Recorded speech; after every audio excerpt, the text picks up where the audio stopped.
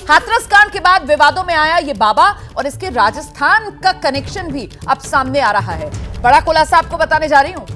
राजस्थान के दौसा में paper leak mafia Harshvardhan के घर में चलता था बाबा का दरबार। बाबा के दरबार से इस केस में अहम सबूत भी मिले थे।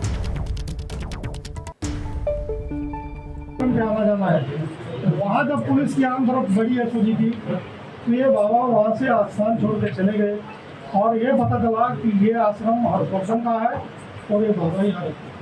तो हमारे लोग जो वहाँ गए थे उन्होंने बताया ये घटना के बारे। तो देखिए कहां कहां तार जुड़ते हुए अब इस बाबा के नजर आ रहे हैं। और हाथरस के हादसे के बाद नारायण साकार हरि उर्फ भोले बाबा की पहली प्रतिक्रिया आई है। 24 घंटे के बाद बाबा ने बाकायदा एक बयान जारी किया है। सब चिट्ठी नुमा बयान है जो जारी किया गया है। नारायण साकार हरि ने सत्संग के बाद भगदड़ के लिए असामाजिक तत्वों को जिम्मेदार ठहरा दिया। लीजिए, पल्ला झाड़ते हुए अपने आयोजकों का यहां पर साफ तौर पर इस चिट्ठी के जरिए ये बाबा नजर आ रहा है। असामाजिक तत्वों को ये जिम्मेदार मान रहे हैं। बाबा ने बयान में कहा, सत्संग स्थल से उनके जाने के काफी देर के बाद असामाजिक तत्वों की वजह से भगदड़ मची।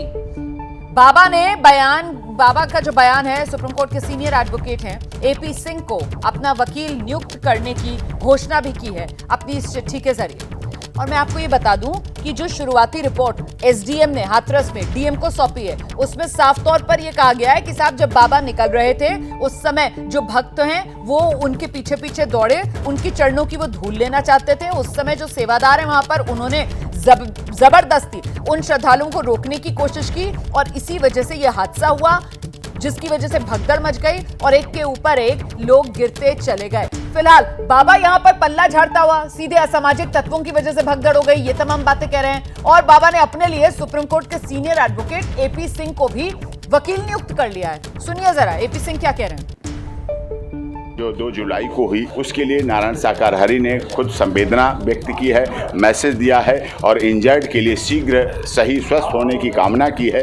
उस आधार पर यह मैसेज भी है और हम लोगों ने सब हॉस्पिटल में जाके जहां से उनको बेहतर सुविधा आगे जाना है, किसी को बिल्स हैं, कोई चीज़ें हैं, वो सारी चीज़ें कर रहे हैं। उत्तर प्रदेश के माननीय मुख्यमंत्री योगी जी का, भारत सरकार का और केंद्रीय रक्षा मंत्री राजनाथ सिंह जी का भी धन्यवाद करते हैं। उन्होंने तुरंत एनडीआरएफ भिजवाई, टीम भिजवाई और राहत भी दी और ये घटना दुखद थी। और सम एंटी सोशल एलिमेंट्स के द्वारा जो असामाजिक तत्व थे जिनकी वजह से ऐसा हुआ, उनकी भी जांच हो, दोषी बख्शा नहीं जाना चाहिए।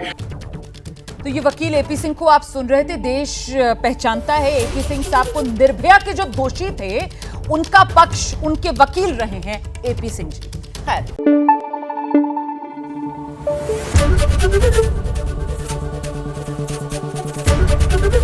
एबीपी न्यूज आपको रखे आगे।